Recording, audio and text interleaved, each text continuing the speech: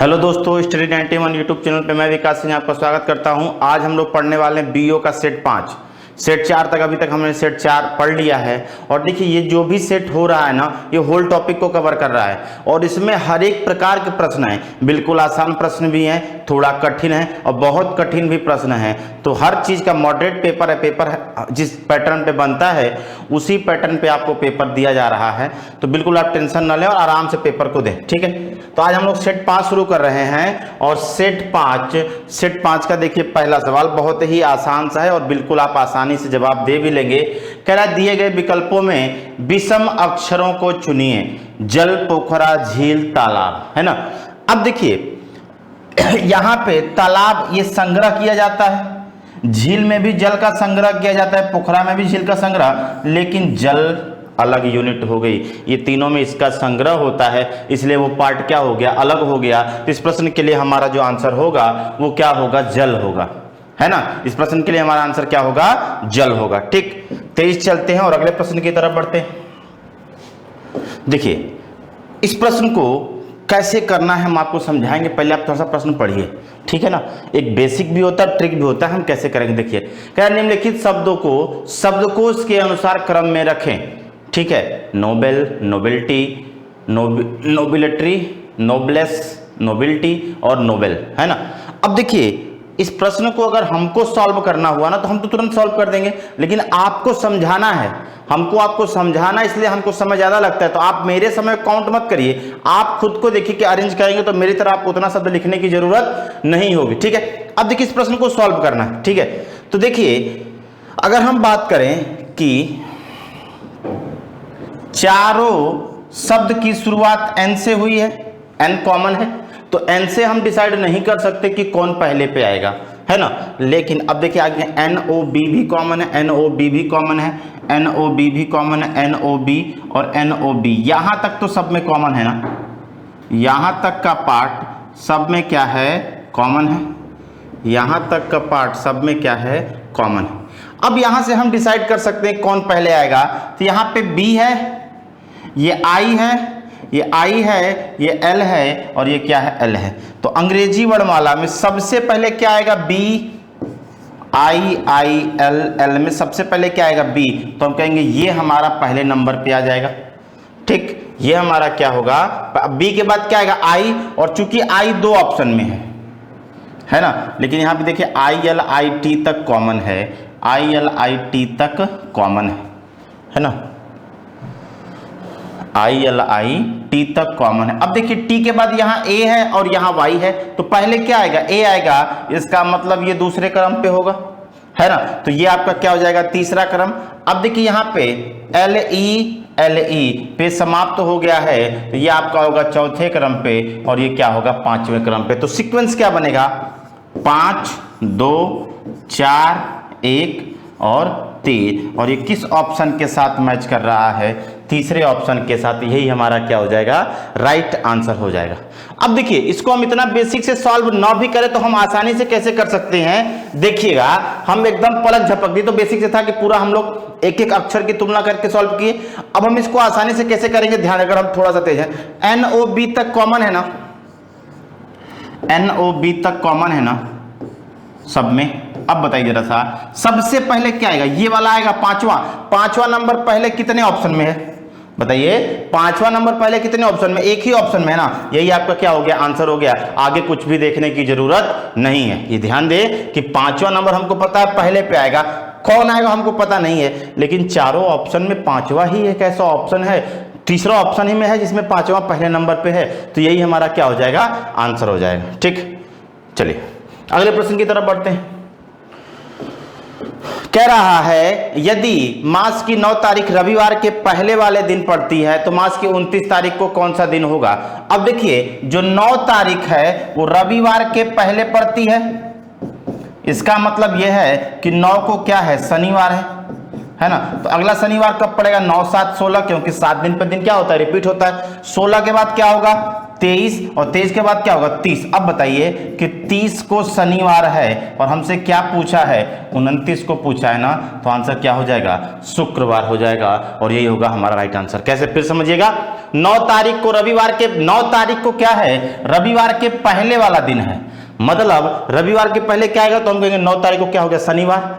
अब शनिवार अगला शनिवार कब पड़ेगा तो आप कह सकते हैं 7 दिन बाद, फिर क्या 7 दिन बाद, फिर क्या 7 दिन बाद। तो 30 तारीख को शनिवार और हमसे क्या 29 तारीख पूछा है तो क्या हो जाएगा, तो आप कह सकते हैं आसानी से शुक्रवार होगा।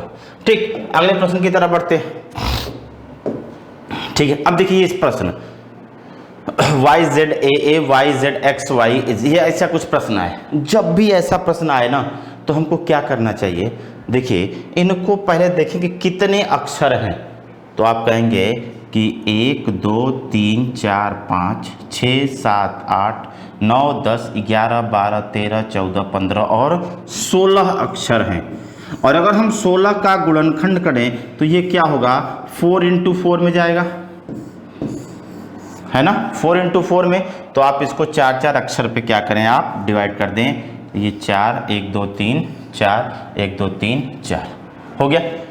अब देखिए कुछ ना कुछ ऐसा लॉजिक मिलेगा जिससे ये चीजें अपने आप सेट हो जाएंगी। जैसे ZY के पहले क्या है AA है, तो AA है तो यहां तो Z हो जाएगा ना।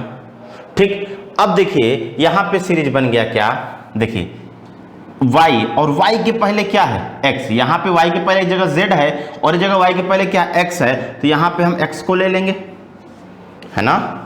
यहाँ पे हम क्या करेंगे X को लेंगे। अब देखिए सीरीज बन जाएगा XYZA AZY, अब Y के बाद क्या हो जाएगा X, है ना, फिर XYZA फिर AZYX, मतलब इसमें कई सीक्वेंस बनते हैं। हम डिटेल क्लास में इसको पढ़ेंगे।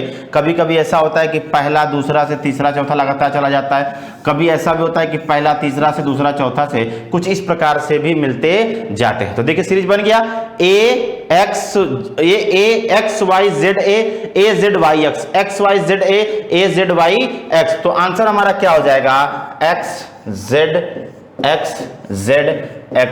क्या ये किसी ऑप्शन में है, तो आप कहेंगे कि तीसरे ऑप्शन में है और यही होगा आपका क्या राइट आंसर। डिटेल क्लास में कितने टाइप के ये मिसिंग अल्फाबेट होते हैं सब कुछ हम लोग पढ़ेंगे।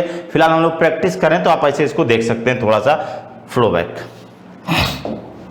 आगे देखिए, एक घड़ी अपनी खराबी के कारण प्रत्येक घंटे में 8 मिनट लेट हो जाती है। यदि उसे सोमवार प्रातः 7 बजे सही समय दिखाया गया हो तो बताइए कब और किस दिन वह घड़ी वही समय प्रदर्शित करेगी। इसको हमने फॉल्टी क्लॉक के क्लॉक टॉपिक में पढ़ा था कि ये टाइप 1 में जाएगा और टाइप 1 के लिए हमारा ट्रिक क्या होता है 720/x, जहां x बराबर क्या होता है तेज ऑब्लिक मंद मिनट, x बराबर क्या होता है तेज ऑब्लिक मंद मिनट, है ना। बेसिक का क्वेश्चन हम यहाँ पे नहीं करा रहे हैं, बेसिक के लिए आप क्लॉक का वीडियो पार्ट नंबर 4 या 5 देखिएगा, वहां पे आपको मिल जाएगा। ठीक है, तो क्या हो जाएगा 720/x, जहां x बराबर तेज ऑब्लिक मंद मीटर, तो यहाँ पे x की वैल्यू क्या है, कितना मिनट मंद हो रही है 8 मिनट, x की वैल्यू हो गई 8। हम कहेंगे 720/8 कितने घंटे बाद, तो आप कहेंगे 8 9 72, 90 घंटे बाद, है ना। 90 घंटे बाद वह घड़ी क्या करेगी वही समय प्रदर्शित करेगी। किसके 90 घंटे बाद, जब उसको सही समय दिखाया गया, वो कब दिखाया गया है सोमवार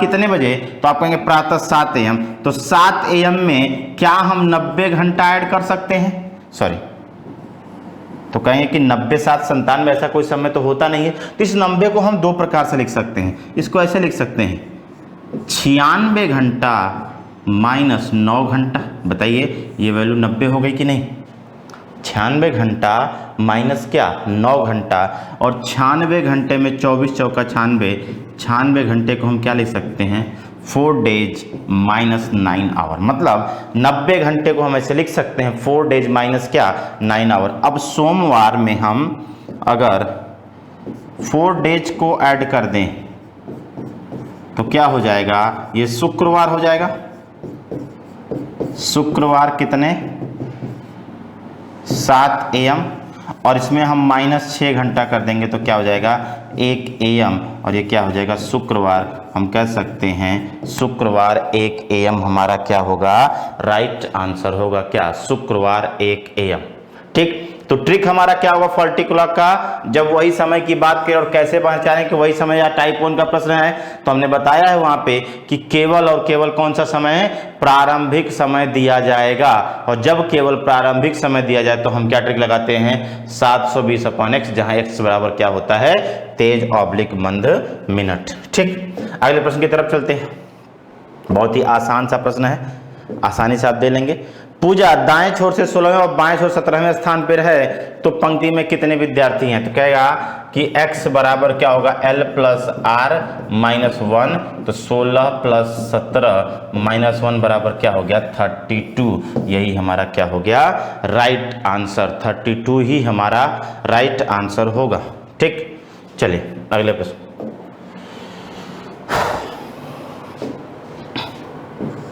प्रातः काल के समय रोहित और सुबोध एक खुली लान में आमने सामने खड़े होकर आपस में बात कर रहे थे।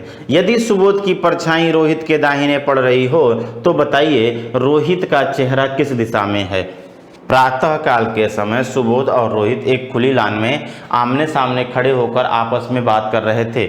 यदि सुबोध की परछाई रोहित के दाहिने पड़ रही हो तो रोहित का चेहरा किस दिशा में है।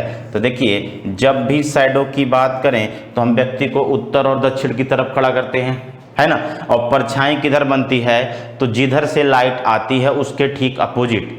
परछाई किधर बनती है, तो आप कह सकते हैं कि जिधर से लाइट आती है ठीक उसके अपोजिट क्या होती है, परछाई बनती है। तो पूरब पश्चिम अगर कोई पूछ ले क्यों नहीं रख सकते, देखिए अगर मान लीजिए पूरब और पश्चिम को अगर हम रखें और सूर्य की दो ही स्थितियां होती हैं, या तो पूरब की स्थिति या तो पश्चिम की स्थिति। मान लीजिए पूरब से प्रकाश आया तो इसकी परछाई इसको क्या करेगी, ओवरलैप करेगी, पीछे ही तो बनेगी ना। तो हम एग्जैक्ट नहीं बता सकते कि ये परछाई लेफ्ट पड़ेगी कि राइट। या हम इधर से बात करें, शाम का समय है तो प्रकाश इधर से आके तो इसकी परछाई क्या करेगी, इसको ओवरलैप करेगी ना। तो हम एग्जैक्ट नहीं बता सकते कि परछाई क्या दाएं पड़ रही है कि बाएं, इसलिए कभी भी हम व्यक्ति को पूरब और पश्चिम खड़ा नहीं करते हैं। कभी भी व्यक्ति को क्या नहीं करते, पूरब और पश्चिम खड़ा नहीं करते। ठीक, तो अब देखिए उत्तर और दक्षिण में क्या है कि अगर प्रातः काल का समय है तो इसकी परछाई इधर बनेगी, और प्रश्न में क्या है प्रातः काल ही है ना।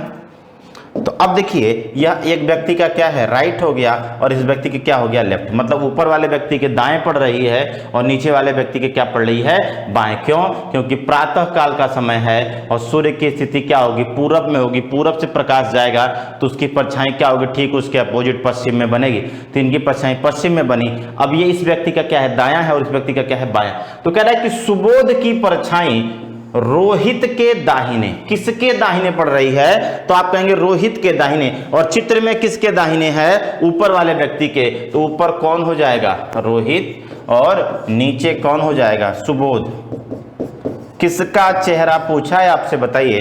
तो पूछा है आपसे कि रोहित का चेहरा नीचे की तरफ देख रहा है ना, और नीचे क्या होता है दक्षिण होता है। तो इस प्रश्न के लिए हमारा आंसर क्या होने वाला है, दक्षिण होने वाला है। क्लियर। जो लोग हमारे चैनल पे पहली बार जुड़े हैं, आप इस पेपर को पूरा टेस्ट मतलब एग्जाम की तरह, जैसे एग्जाम होता है वैसे टेस्ट आप दे सकते हैं। कहाँ, हमारे चैनल पे या फिर वेबसाइट पे, सॉरी चैनल पे नहीं, वेबसाइट पे या एप्लीकेशन पे। अगर एप्लीकेशन को आपने डाउनलोड नहीं किया है तो तुरंत आप जाएं प्ले स्टोर में, एप्लीकेशन को डाउनलोड कर लें और वहाँ सभी एग्जाम के हिसाब से टेस्ट पेपर बिल्कुल फ्री है। आप वहाँ पे मॉक टेस्ट देकर अपनी तैयारी को माप सकते हैं कि कितनी अच्छी आपकी तैयारी है। चलिए अगला, यदि प्लस का अर्थ है इनटू, तो आप यहां पे कह सकते हैं 10 × 5। इनटू का अर्थ है डिवाइडेड, डिवाइडेड क्या हो जाएगा 10। डिवाइडेड का अर्थ है -2 और माइनस का अर्थ है 5। अब देखिए इसकी वैल्यू क्या हो जाएगी 5 -2 + 5, तो 10 - 2 बराबर क्या हो गया 8। चौथा ऑप्शन इसका हमारा क्या होगा राइट आंसर होगा। चौथा ऑप्शन ही हमारा क्या होगा राइट आंसर होगा। ठीक, चलिए। चलिए अगला, एक परिवार में क्या कह रहा है, श्री विंध्यवासिनी, तो ये हो गया ट्रायंगल में श्री विंध्यवासिनी और उनकी पत्नी हो गई, ठीक। उनके दो विवाहित भाई, तो ये उनका पहला भाई हो गया और ये दूसरा भाई हो गया। विवाहित हैं इसका मतलब इनकी पत्नियां भी होंगी। ध्यान रखिएगा कि सर्कल में जो है फीमेल हैं और ट्रायंगल में क्या है, मेल हैं। जिसके आगे ये वाला सिंबल बराबर का लग जाए वो विवाहित जोड़ा है और ये वाला सिंबल भाई या बहन का होता है, ठीक। जिनमें एक के दो बच्चे हैं, मतलब इसके मान लीजिए दो बच्चे हैं, ठीक, इसके जो है दो बच्चे हैं, दूसरे की कोई संतान नहीं है, तो परिवार में कुल कितने सदस्य। अब देखिए ध्यान दीजिएगा कि विंध्यवासिनी के बच्चों के बारे में कोई डिस्कस नहीं है, यहाँ पे हो भी सकते हैं और नहीं भी, डिस्कस नहीं किया है, इसका मतलब हम माने कि उनके बच्चे नहीं हैं। तो परिवार में कुल कितने सदस्य हैं, हम के 1 2 3 4 5 6 7 और 8, परिवार में कुल कितने सदस्य हैं, तो आप कह सकते हैं परिवार में 8 सदस्य हैं। कितने सदस्य हैं, 8 सदस्य हैं, ठीक। चलिए अगला प्रश्न आपकी स्क्रीन पे ये रहा, देखिए कह रहा है सोहन एक विद्यार्थी है और सभी विद्यार्थी बच्चे हैं। सोहन एक विद्यार्थी है और सभी विद्यार्थी क्या है, बच्चे हैं। तो प्रत्येक बच्चे विद्यार्थी, ये तो गलत हो जाएगा, लेकिन अगर सोहन विद्यार्थी है और प्रत्येक विद्यार्थी बच्चा है, इसका मतलब कंफर्म है कि सोहन क्या है, एक बच्चा है। तो निष्कर्ष 2 हमारा क्या है, अनुसरण करता है। तो दूसरा ऑप्शन इसके लिए हमारा क्या होगा, राइट आंसर होगा, ठीक। चलिए आगे देखिए, कह रहा है प्रश्नवाचक चिन्ह के स्थान पे क्या है। देखिए इसमें लॉजिक क्या है, 7 × 2 × 8 कितना हो गया, तो आप कहेंगे 112 + 3 बराबर क्या हो जाएगा, 115। 6 × 5 × 9 बराबर क्या हो गया, 270 + 3 बराबर क्या हो जाएगा, 273। देखिए 115 है, 273 है, क्या हो जाएगा, 3 × 1 × 4 बराबर क्या हो जाएगा, 12 + 3 इसमें हम जोड़ देंगे 15। दूसरा ऑप्शन हमारा क्या होगा, राइट आंसर हो जाएगा यहाँ पे। चलिए अगला प्रश्न आपकी स्क्रीन पे ये रहा, देखिए रीजनिंग के टोटल 44 टॉपिक हैं। तो 44 टॉपिक तो हम 15 क्वेश्चन में नहीं सेट कर सकते, इसलिए हम सारे कॉन्सेप्ट को, सारे टॉपिक को कवर करके एक पेपर बनाते हैं, ताकि जो है आपका पूरा रीजनिंग रिवाइज हो जाए एक तरीके से जब आप टेस्ट पेपर दें, है ना। लेकिन कुछ ऐसे क्वेश्चन हैं जो लगातार बनते हैं, जो कोर टॉपिक हो, जैसे कैलेंडर हुआ, क्लॉक हुआ, डाइस हुआ, ये सब कोर टॉपिक है। डायरेक्शन, यहाँ से क्वेश्चन एग्जाम में आता है। अब देखिए इसके पहले, अब देखिए दर्पण नहीं था लेकिन इसमें है, दर्पण हमको बनाना है ना। तो दर्पण में क्या होता है, लेफ्ट का राइट होता है और राइट का लेफ्ट। तो देखिए ध्यान दीजिएगा कि ये जो झंडा इधर साइड है ना, ये झंडा इधर साइड है ना, ये कहाँ चला जाएगा, तो ये इधर साइड आ जाएगा। अब कितने ऑप्शन में इधर है, तो एक ऑप्शन है और 2 ऑप्शन है। इसका मतलब है कि दूसरा और तीसरा ही सही है, पहला और चौथा कभी भी सही नहीं होगा। अब ध्यान दीजिएगा, ये एक बिंदु है, 2 बिंदु, ये 2 बिंदु उधर चला जाएगा और ये एक बिंदु इधर आ जाएगा। और ऐसा कौन सा फिगर है, तो आप कह सकते हैं दूसरा फिगर ही आपका क्या होगा, राइट आंसर होगा, ठीक। फिर से समझिएगा, जैसे इसका अगर हम दर्पण देखें तो दर्पण में कुछ भी देखने पे क्या होता है, लेफ्ट का राइट और राइट का लेफ्ट होता है। तो अगर हम ये देखें तो आप ऐसे भी देख सकते हैं, ये बिंदु 2 इधर, ये 2 इधर चले जाएंगे, ये कुछ इस प्रकार से, और एक ही इधर। आप ऐसे भी देख लीजिए, तो यहाँ पे किस ऑप्शन के साथ मैच कर रहा है, इसी ऑप्शन के साथ मैच कर रहा है। तो आप झंडा ना भी बनाए तब भी कह सकते हैं दूसरा सही है। फिलहाल झंडे का ये कोण क्या किधर साइड निकला, राइट साइड, तो इसमें किधर निकलेगा, ये लेफ्ट साइड निकलेगा, ठीक। तो कौन सा, दूसरा ऑप्शन इसके लिए क्या होगा, राइट आंसर होगा। चलिए अगला प्रश्न, उस विकल्प को चुनिए जो क्या हो, अन्य तीनों से भिन्न है। अब ध्यान से देखिएगा, ये आकृति, ये आकृति, ये आकृति, ये आकृति, ये आकृति, ये आकृति क्या है, तीनों में कॉमन है। किस में कॉमन नहीं है, तो आप कह सकते हैं दूसरे ऑप्शन में उसके जगह क्या बन गया है, ट्रायंगल की जगह स्क्वायर बन गया है। तो दूसरा ऑप्शन इनसे क्या होगा, भिन्न होगा, और यही हमारा क्या होगा, राइट आंसर होगा। ठीक, आगे देखिए, उद्देशिका संविधान, हमें इसमें सिमिलर बताना है, संबंधित शब्द को चुना। उद्देशिका संविधान, अब आप जानते हैं कि उद्देशिका को क्या कहा गया है, कुंजी कहा गया है ना। तो अब उससे सिमिलर क्या है, तो आप कह सकते हैं प्रस्तावना और पुस्तक। मतलब उद्देशिका में क्या है, हमारे संविधान का सार होता है, जो शुरू ही होता है हम भारत के लोग, है ना, संपूर्ण प्रभु, बहुत सारी चीजें हैं उसमें जो है, हम वहां पे नहीं डिस्कस करेंगे संविधान के। तो आप क्या कहेंगे, संविधान क्या है, उद्देशिका में हमको संविधान का सार दिखता है, किसमें क्या क्या है, कम शब्दों में हम कह सकते हैं। तो ऐसे प्रस्तावना में हमको क्या है, पुस्तक का सार दिख जाता है, किसमें क्या है और क्या चीजें हमको मिलने वाली हैं। तो चौथा ऑप्शन इसके लिए क्या होगा, राइट आंसर होगा। ठीक, आगे देखिए, इस चित्र में कह रहा है त्रिभुजों की संख्या। हालांकि हम इस चित्र में गिन सकते हैं कितने त्रिभुज हैं, लेकिन इसके लिए आप ट्रिक भी जानते रहें ताकि फिगर बड़ा कर दे तो आप आसानी से काउंट कर लें। वर्ग की बात कर रहा है ना, तो अगर हम मैनुअली काउंट करें तो हम कहेंगे 1 वर्ग, 2 वर्ग, 3 वर्ग, 4, 5, 6, 7, 8, 9। सिंगल ब्लॉक के कितने हो गए, 9, है ना। अब देखिए, ये वाला 10, ये 11, ये 12 और ये 13, और पूरा वाला पार्ट क्या हो गया, 14। मतलब इस फिगर में कितने हैं, 14, है ना। लेकिन हम ऐसे इसको सॉल्व नहीं करते हैं, ऐसे इसको सॉल्व नहीं करते हैं। कैसे करेंगे, इसके लिए ट्रिक क्या होता है कि जब भी वर्ग में वर्ग के त्रिभुजों की बात करें, वर्ग में वर्ग की बात करें, वर्ग में वर्ग की बात करें, है ना, तो हम क्या करते हैं, वर्ग में वर्ग का मतलब क्या है कि रो और कॉलम की संख्या क्या होगी, समान होगी, या क्षैतिज और ऊर्ध्वाधर संख्याएं क्या होंगी, क्षैतिज और ऊर्ध्वाधर खानों की संख्या समान होगी। तो हम क्या करते हैं, किसी एक तरफ का स्क्वायर करके आपस में जोड़ देते हैं। तो 3 का स्क्वायर कितना हो जाएगा, 9, 2 का स्क्वायर 4 और 1 का स्क्वायर 1, 9, 4, 13, 1, 14, मैच कर गया। ठीक, तो बड़े वाले में 14 और एक ये बना है आपका 15। तो इस प्रश्न के लिए हमारा आंसर क्या होगा, 15 त्रिभुज होंगे। ठीक, बात समझ में आई। तो यहाँ से आज का सेशन आपका समाप्त होता है। इसके बाद हम लोग अगले पेपर के साथ मिलते हैं नेक्स्ट पे। तब तक के लिए गुड बाय।